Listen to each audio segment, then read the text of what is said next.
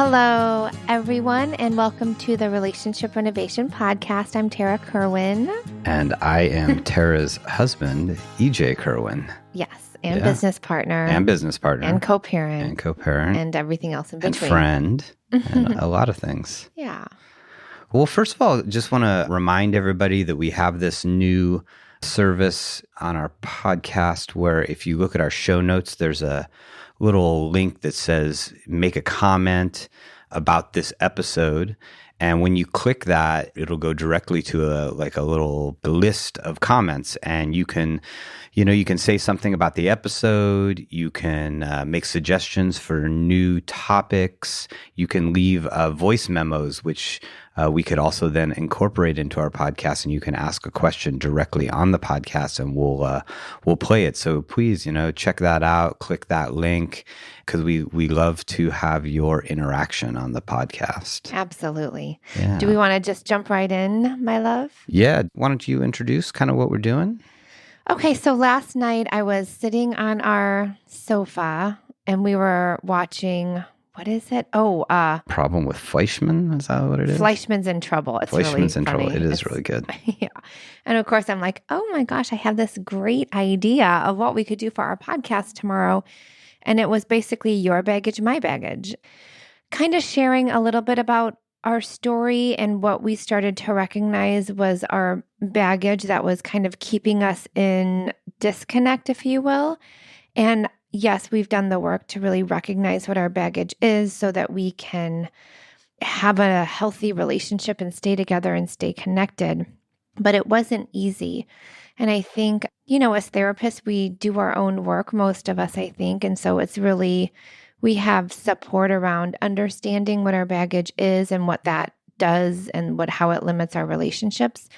And I think that there's a lot of people that don't have access to therapeutic services or maybe too scared to even start that process. And so maybe sharing our story, which is unique. Everybody is unique. So we all have our own unique baggage. It's all messy. Absolutely. That it can kind of help start, maybe even just facilitate a conversation with your partner around, let's just start talking about this. And again, we always say we're each other's blind spots, and helping each other say, hey, this is what I notice sometimes.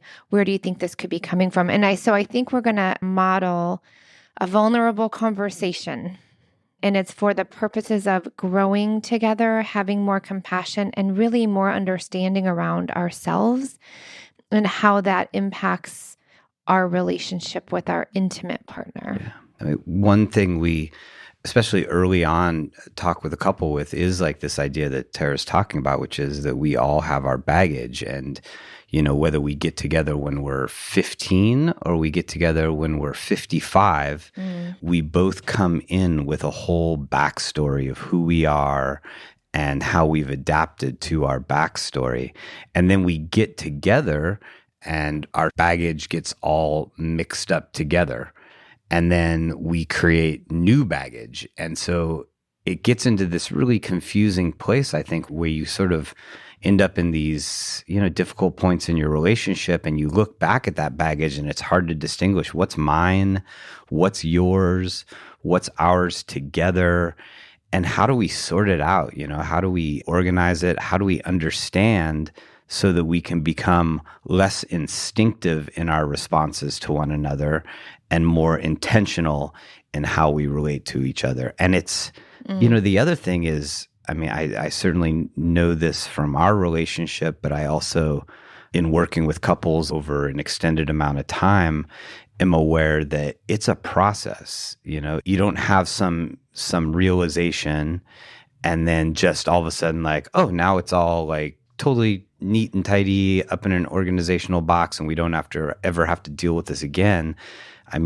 We're constantly working on it and understanding and falling on our faces. And finding more baggage. Yeah, making more baggage and hopefully having some grace and understanding with each other when I react in an instinctive way that isn't helpful or Tara does the same, that we have the ability to remain empathetic And I think like the backstories that we're going to talk about today and model for you guys is also like, the importance of remaining empathetic to your partner's responses, even when they're really agitating.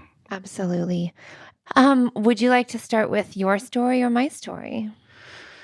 I mean, I think maybe a good starting point is when we got together. We got together at a period of our life where, we were a little bit older. I was almost 40, you were 36. Mm-hmm. I was coming out of a marriage. I had 2 kids. You were a swinging single. Mm-hmm. No kids, no really, major responsibilities other than like, sort of a job. Yeah. I think that's a good starting point because I remember when it was, right, I was 35 and I was like, man, I can't keep doing what I'm doing because I was like the serial monogamist. And so something about my relationship with you shifted. Like I really have to look at my stuff, even though I knew sort of my stuff before. But so trying not to go into too much backstory, but I think it's really important. But this is like pre me being aware that I had abandonment issues, right? Like my whole life, I've dated boys since I was 13 years old. I've never been single for even a week. Like, again, this is up until I met EJ. But even before that, this is pre me knowing that I have significant abandonment issues. So I would find these great guys. Like I was a really good picker of men. Nice, smart, funny, kind, maybe a little lacking emotional awareness, just like me, but just like, healthy-ish. And I would get into these relationships and I would fall madly in love and they would put me on a pedestal and I would feel like the most special person ever. And then 2, 3 years, I always had long-term relationships. I would kind of start to feel really bored and I would start to feel insignificant and I would start to feel not special.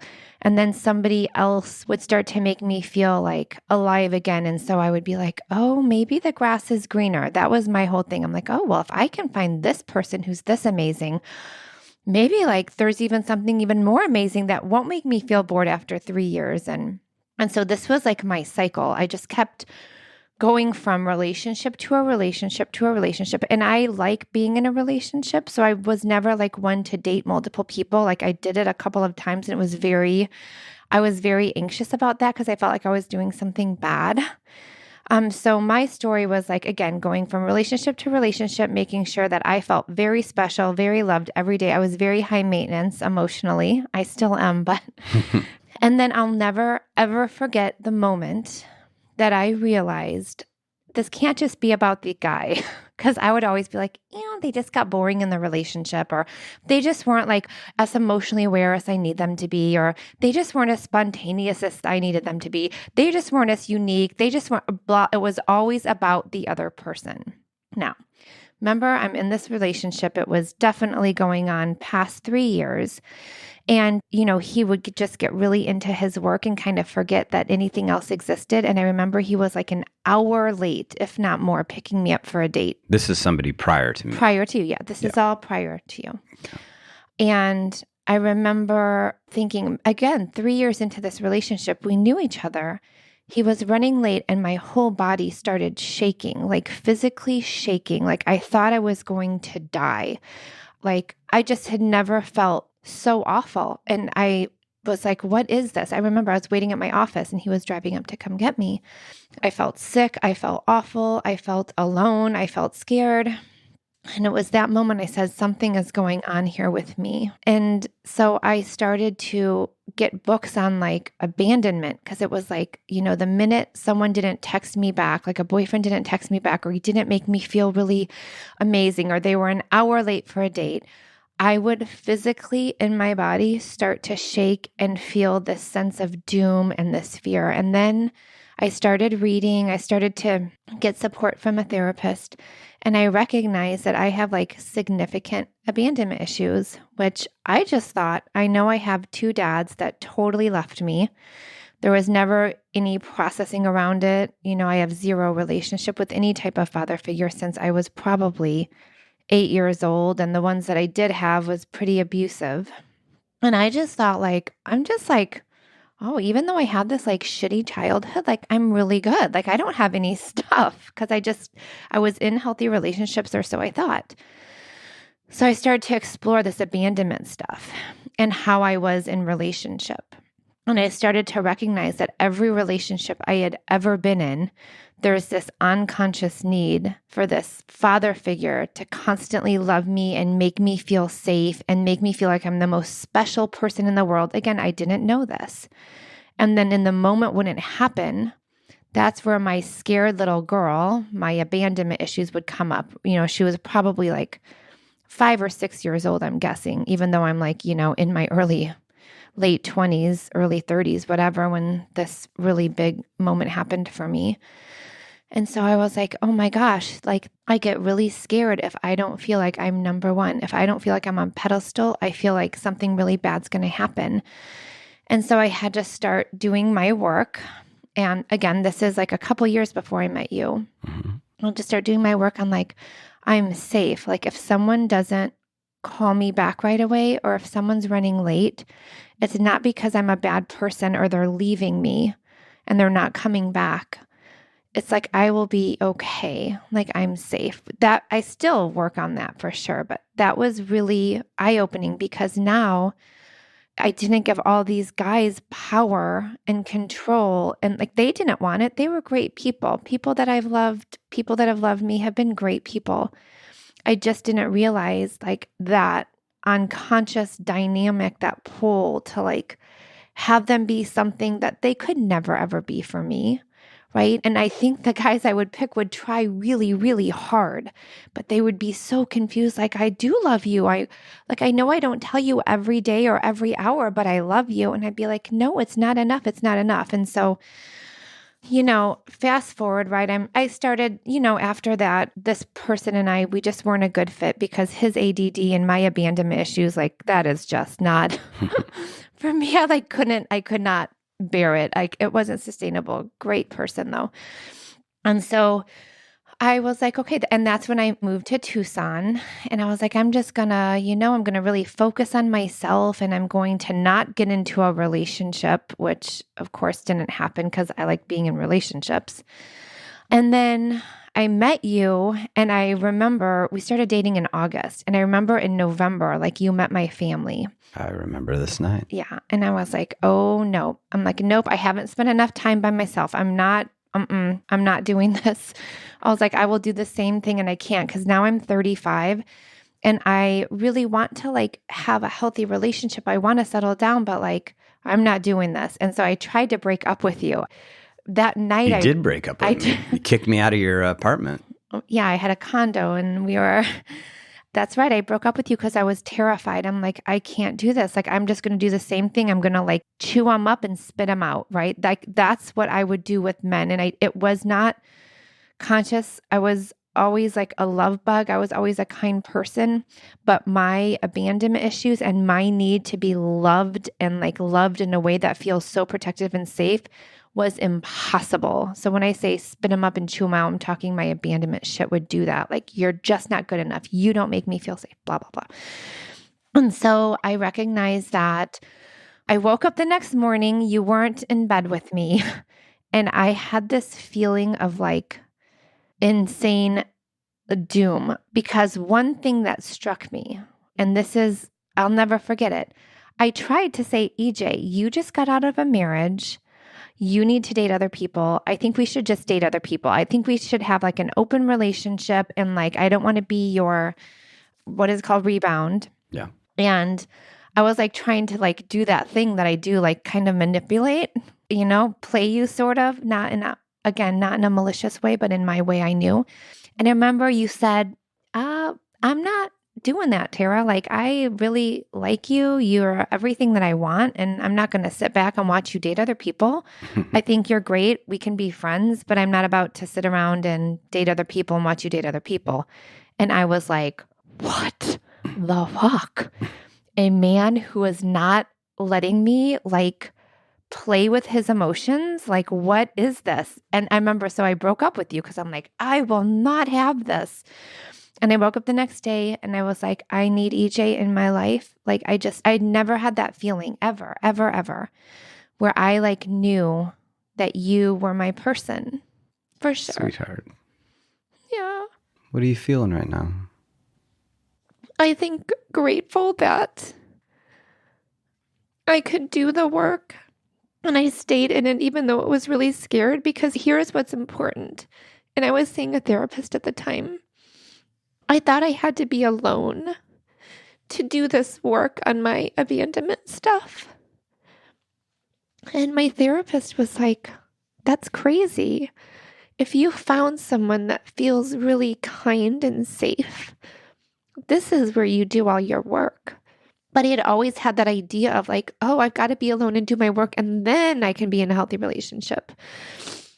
And I think when I finally found you, you felt very emotionally stable, emotionally aware. You were very confident and secure in who you were as a person. And so my unconscious ways of manipulating men wouldn't work on you.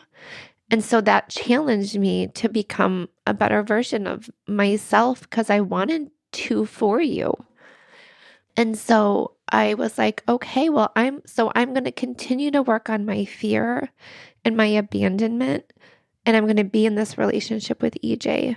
And it's so crazy. Like, EJ is not my type at all. Like, he is not the person I ever dated. And I remember like maybe a couple months before we started dating, one of his friends was like, hey, would you ever consider dating EJ? Because EJ and I were just friends before working together. And I was like, oh God, no, he's so not my type.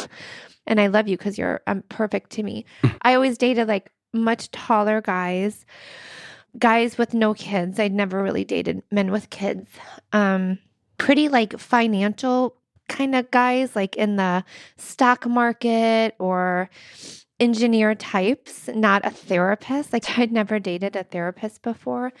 And so he just wasn't my type. I was like, oh, EJ's type is like a total yogini, which is so not me.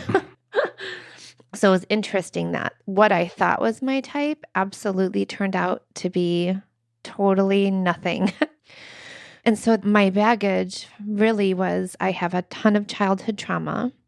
Of a lot of abandonment issues. There's a lot of lack of safety in my nervous system. And in relationship with you, when I knew that we started, that it was going to take a lot of work to really build a healthy, secure relationship. Because really, even though I thought I was a really good picker, I had never had a secure relationship. It was always based on anxious attachment for me. And the minute I would feel abandoned, bye-bye, see you later, the grass is greener. So that is my baggage. That was what was limiting me to really become who I needed to be in a relationship. And it's work we still do, but I feel like I was able to let you know as soon as we got together and we decided we're going to do this. I said, I am high maintenance emotionally. And you know what? That's the thing. That's not going to change. I will always have abandonment issues because it's a huge gaping wound and it's okay. But that won't go away. And so I love that I'm like high maintenance emotionally. I love that I challenge our relationship daily in good ways. I think it's a beautiful part of me, but I now have control over it. For the most part, there's little times I get hijacked for sure. And that feels so good because if I never recognized what I actually had, I would still be in serial monogamous relationships. Like there's no way I would have a family right now and settle down. Like you can ask people who know me, even if you went to high school with me, Tara is the last person that would have a healthy relationship. I mean, I was constantly like dating tons of people or kissing other guys, even in front of like boyfriends, like just, I didn't know, like any attention I would get from a male, I'm like, yes, this feels good. And so to know now that I am the owner of a relationship renovation counseling center and a speaker of a podcast on healthy relationships, I'm sure a lot of people that have known me in the past are like, what the fuck? What's going on here? But it's happened because of me gaining awareness into who I am and accepting all of it, and then finding someone in my life like you that was willing to stay with me for the ride. And, and then I think that helped you do your work. I'm not sure. So, sharing my story is super vulnerable, and there's so many other pieces to it, but really a lot of my baggage was abandonment, not feeling safe. And so I would look for men for validation and attention constantly. Like, men's attention was my sense of self. And then I started to work on it, and I was like, no, actually, I'm cool just by myself. Like, I love myself. I'm okay. And do I still want us to feel really amazing and special in our relationship? Sure. But it's not a deal breaker anymore. I'm not going to run from it. I'm not going to be like, see you later. It's interesting. Something you said reminded me of a moment last night. We were watching a show and somebody said, people don't have affairs because they fall in love with people or that they're unhappy necessarily in their relationship. They have affairs because it helps them connect with who they think they were in the past. Yeah. Mm-hmm. And when you were talking about how like every time you'd meet another guy and sort of make you feel special, it was like this connection to this part of you that wanted to feel special, like at a very, very young age. Absolutely. Seen, amazing, like I'm the best thing ever. I was like, what do these people see in me? But apparently I've brainwashed them. Like, I couldn't believe I would get some of these guys because they were so sweet and kind and successful and loving. And I'd be like, God, like, what wool am I pulling? Like, I didn't believe in myself. And I literally did use, I think, sex and looks, whatever it was, as how I identified that, oh, that's why they love me. I don't think I really recognized that they loved my heart until I started to do my own work, and I could see, oh, some of these people I was with saw my heart. I just didn't know that, because they were maybe more secure than I was for sure. So I would use a lot of I'm going to keep them happy sexually, and I'm going to constantly keep looking good, and then they'll keep loving me. Like, that's another big piece of the baggage. Like, because I didn't have an internal healthy self, my whole thing in being in relationship was like, I got to keep up with sex and looks and being really amazing all the time. And I have to like cook really well. I hate cooking, by the way, but I tried really hard because I was like, I'll try to be whatever it is this person needs me to be. That's another huge component. I would become a little chameleon to like, oh, I see they like this and this, and I'm going to do this really good for them, and they're going to fall madly in love with me. And bam, I would get them, hook, line, and sinker. It's like crazy to talk about right now because it's not a part of me that would ever intentionally do that. I would never want to hurt anybody in my life, and I have. So That's my baggage, everybody. I'm happy to share it with the world. But I believe that honesty and vulnerability is what connects all of us. And if we're willing to really share and look at ourselves in that way, it's amazing how much support and connection we can have, and that we recognize like we're okay. Like, I don't have to be anybody but who I am right now, whatever size, shape, age I am. Like, I'm okay, and I can connect to others in healthy ways, and I don't have to become a chameleon to do that. Yeah. Hard lesson learned. Learning, right? Yeah. And in the context of our relationship, still figuring a lot of that stuff out. Because, as you shared that, I was like definitely aware of like how that just continues to play into our relationship now, and how my baggage is very different and is oftentimes agitating to your baggage. Why don't you go into last night? Yeah. Well, I mean, like I said, the stories couldn't be more different in a lot of ways. So I was 40. Tara was 36 at the time. She had been single. Single-ish. I had just got out of Yeah. Well, she was not married. Yeah. And I was not even divorced yet, in the process of it. We were friends before. So I had been in that relationship for like 7 years or something, had a couple of kids.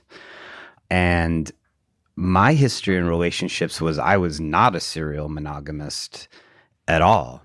I probably, by the time I was 40, really had like four real serious relationships with a lot of time between them.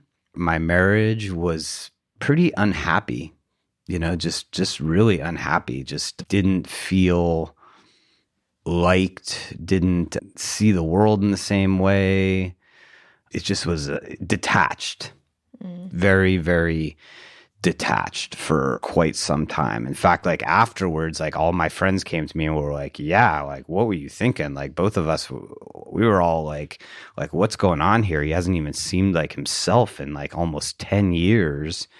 And I was like, well, I wish somebody would have told me. I mean, maybe I wouldn't have been able to hear it, but I'd really gotten just detached from myself for a long period of time.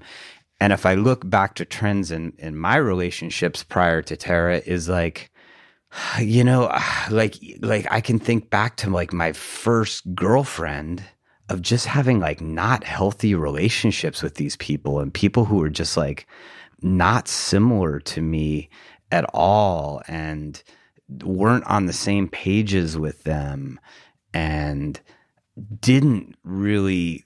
I mean, I had one relationship that was really good for a short amount of time in my 20s, but for the most part, like I was never like really super happy in any of my relationships. That's so interesting because I don't mean to interrupt, No, it's but you're okay. just such a happy person. Like when I met you, you were so grounded and I literally had this assumption like, oh my God, I bet he has the most amazing marriage ever. Like, because you were married at the time when I met you.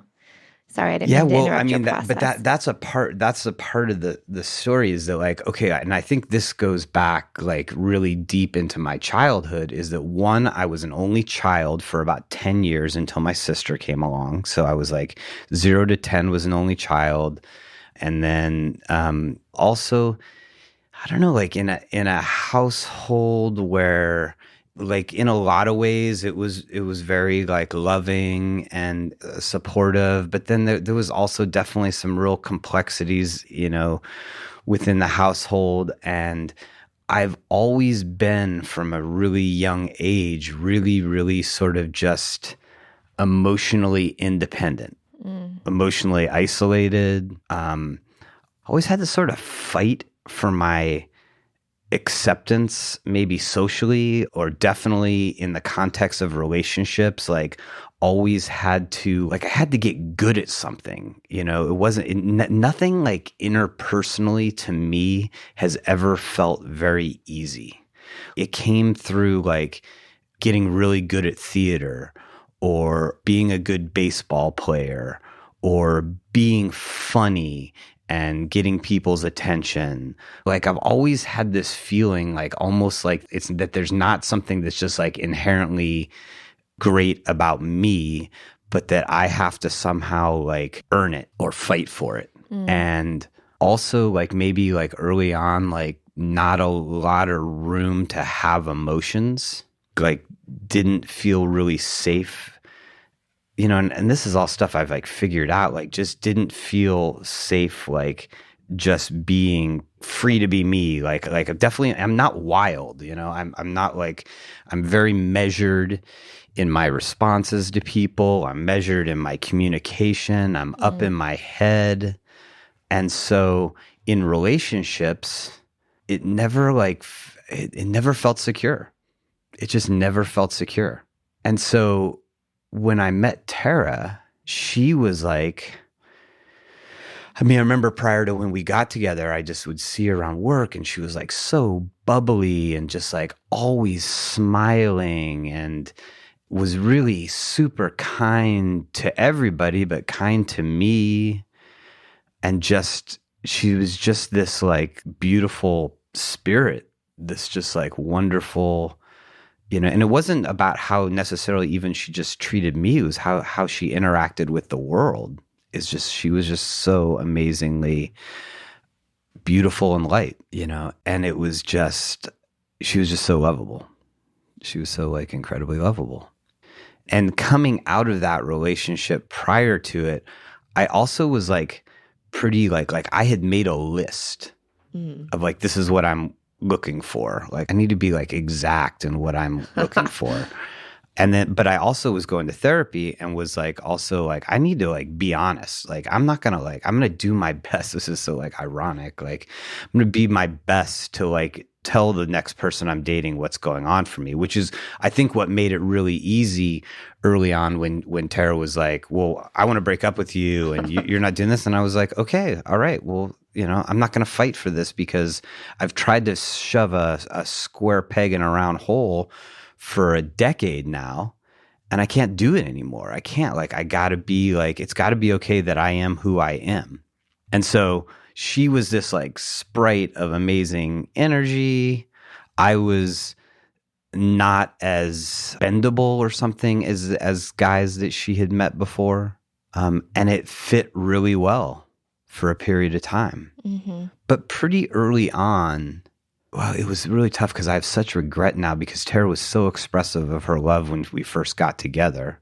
Mm. She made me feel so, special and all those things that really, I don't know if I'd ever really felt before. Ever. No, definitely. I'd never felt those things before. And I didn't know what to do with it. Yeah. It was almost like it made me like uncomfortable. Right. Like I would almost like feel myself sometimes shrinking away from it.